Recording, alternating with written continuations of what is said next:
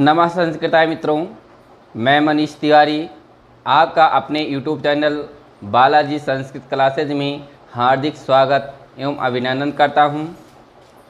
इसके पहले मेरा वीडियो YouTube पर अपलोड हो चुका है, पार्ट 1 करके, पार्ट 2 करके, पार्ट 3 करके, जो कि महर्षि सूत्र और वर्णमाला से रिलेटिव है। तो आप सब लोग उस वीडियो को ज़रूर से ज़रूर देखिएगा।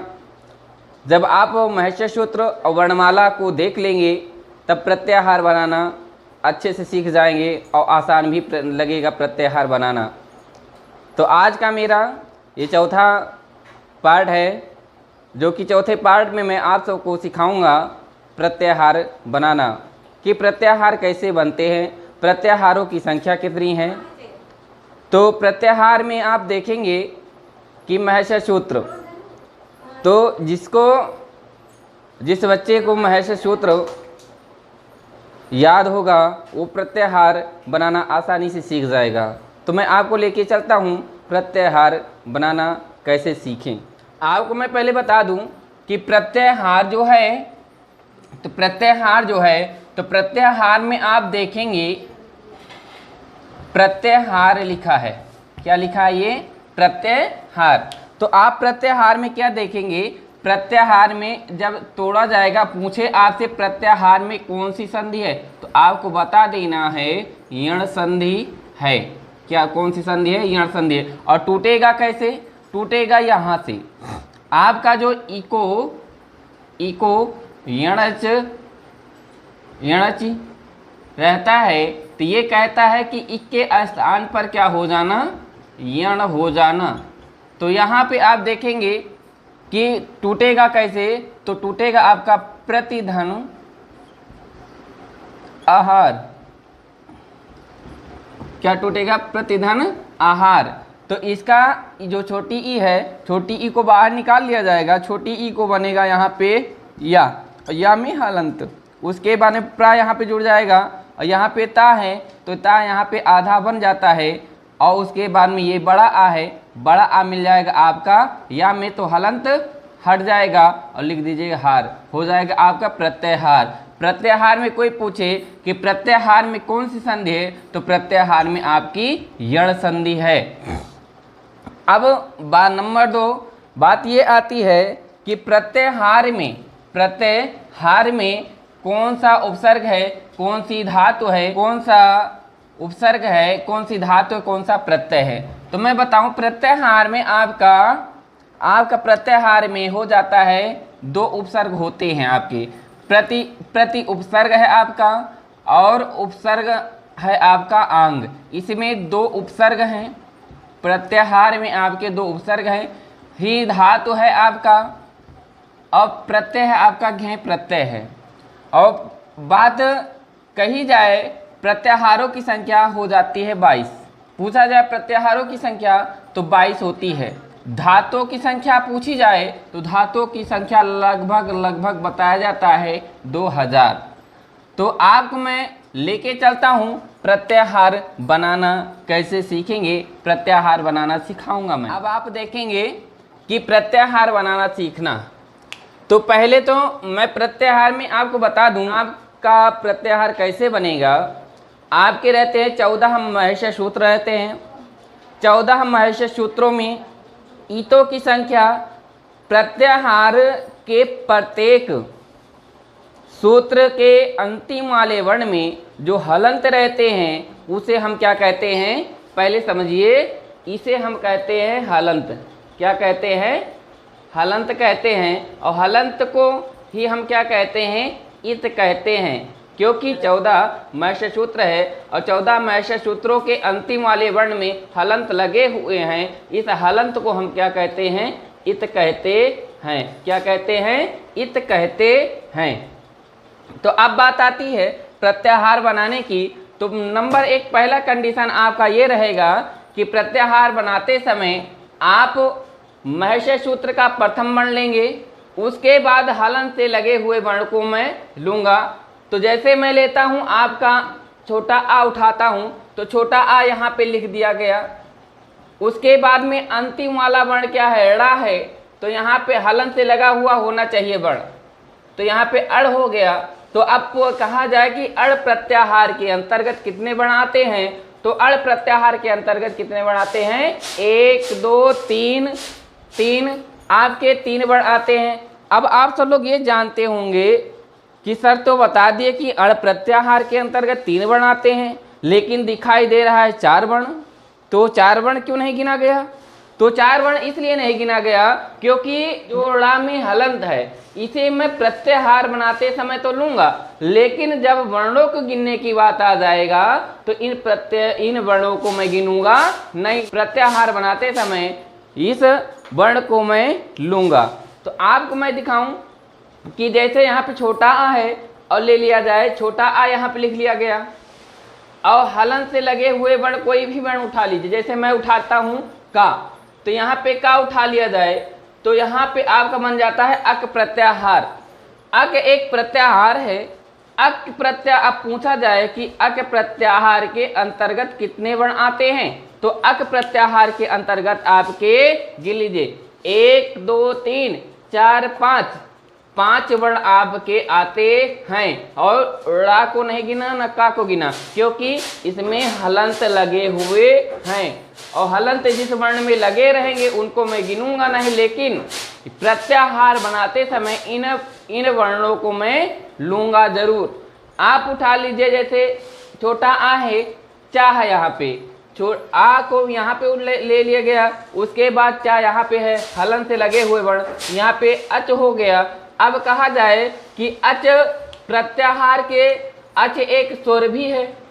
अच का मैंने अगली वीडियो में बताया था कि अच को स्वर कहते हैं, स्वर को अच कहते हैं, और अच एक प्रत्याहार भी है। तो अच प्रत्याहार के अंतर्गत आपके 9 वर्ण आ जाते हैं।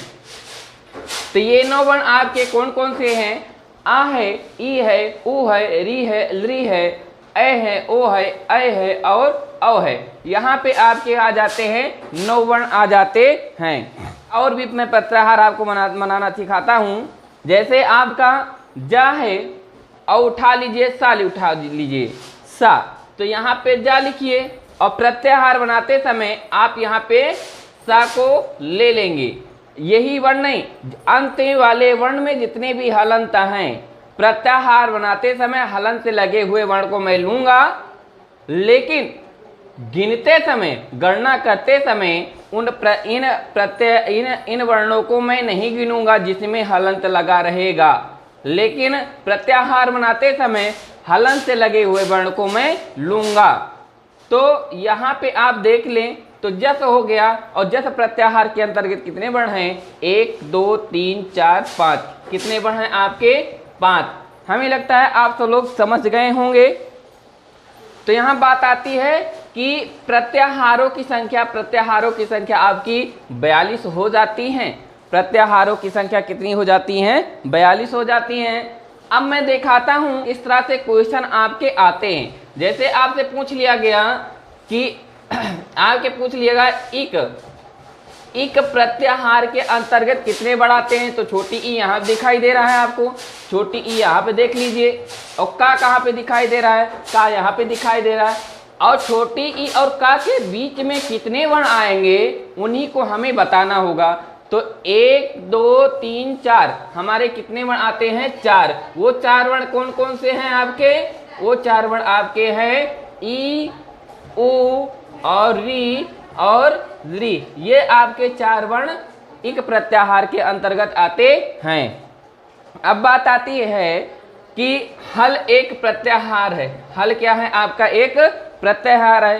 तो यहाँ पे प्रत्याहार तो है, लेकिन 14वां नंबर सूत्र मेरा हल भी है। तो मैं क्या करूँगा, तो यहाँ 5 नंबर हा है, तो यहाँ पे ला है, तो यहाँ से यहाँ को मैं जोड़ूंगा, तो हा यहाँ पे है, तो हा यहाँ पे मैंने लिख दिया, और ला से ला में हलंत लगे हुए हैं, तो ला को यहाँ पे लिख दिया गया, और दोनों को जोड़ दिया गया, हो गया आपका हल। तो हल प्रत्याहार के अंतर्गत कितने वर्ण हैं आपके, गिन लीजिए, 1 2 3 4 5 6 7 8 9 10 11 12 13 14 15 16 17 18 19 20 21 22 23 24 25 26 27 28 29 30 31 32 33। कितने वर्ण हैं आपके, 33 1 34। कितने वर्ण हैं आपके, 34। और कहा जाए कि हल प्रत्याहार के अंतर्गत कितने वर्ण आते हैं, तो आपको बताना होगा 34। लेकिन पूछा जाए कि हल वर्ण कितने हैं, तो आपको बताना होगा 33। तो हल वर्ण जहां पूछ लिया जाएगा तो हल वर्ण आपको बता देना है 33 है।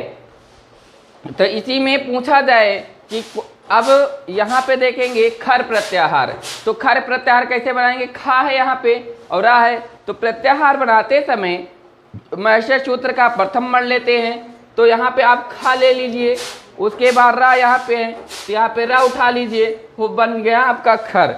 आपका खर प्रत्याहार के अंदर कितने वर्ण आते हैं, तो 1 2 3 4 5 6 7 8 9 10 11 12 13 कितने वर्ण हैं आपके, 13 वर्ण आते हैं।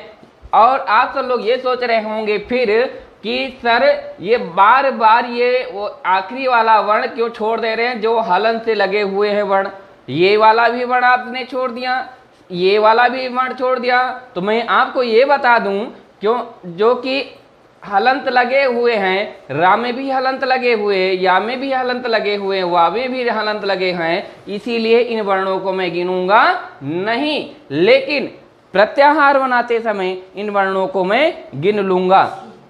तो मैं एक बार फिर से रिपीट कर देता हूं कि प्रत्याहार में आपका यण संधि है, प्रतिधन आहार। आपके प्रत्याहार में पूछा जाए दूसरा नंबर कि प्रत्याहार में पूछा जाए कि प्रत्याहार में कौन सा उपसर्ग है, तो आपको बताना होगा प्रति अंग उपसर्ग है। पूछा जाए प्रत्याहार में कौन सी धातु है, प्रत्याहार में आपकी कौन सी धातु है, हीरी धातु है। उसके बाद पूछा जाए कौन सा प्रत्यय है, तो घ प्रत्यय है।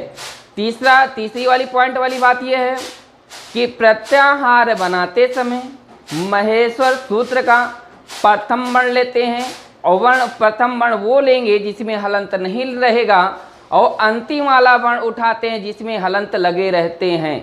उन दोनों वर्णों को मैं जोड़कर एक मैं प्रत्याहार बना लूंगा। और प्रत्याहार बना तो लेंगे, लेकिन उन वर्णों को मैं नहीं गिनूंगा जिन वर्णों के नीचे हलंत लगे रहते हैं, उन हलंत को हम कहते हैं इत कहते हैं। फिर से रिवीजन आप एक बार कर देखिएगा कि प्रत्याहार बनाते समय महेश्वर सूत्र का प्रथम वर्ण लेते हैं, और इत से मतलब कि हलन से लगे हुए अंतिम वर्ण को लेते हैं, तब मेरा प्रत्याहार बन जाता है। मान लीजिए आप महेश्वर सूत्र का प्रथम वर्ण लेता हूं, मैं आ लेता हूं, और हलन से लगे हुए चा वर्ण हैं आपके, तो आ और प्लस चा को जोड़ दिया जाएगा, आपका हो जाता है अचव। अच एक स्वर भी है और अच एक प्रत्याहार है, और अच के अंतर्गत आपके कितने वर्ण आते हैं, 9 वर्ण आते हैं। तो आप सोच रहे होंगे सर जो आपका यहाँ पे इत से लगे हुए वर्ण हैं इनको नहीं गिन रहे हैं, ऐसा क्यों? क्योंकि प्रत्याहार में हलन से लगे हुए वर्ण की गणना नहीं की जाती, और प्रत्याहार बनाते समय हलन से लगे हुए वर्ण को मैं लेता हूँ, लेकिन गिनना नहीं जाता। इसी के साथ मैं अपने वाणी को विराम देता हूँ, और मेरे इस चैनल बालाजी संस्कृत क्लासेज को ज़रूर से ज़रूर सब्सक्राइब कर दिए। इसी के साथ नमः संस्कृताय।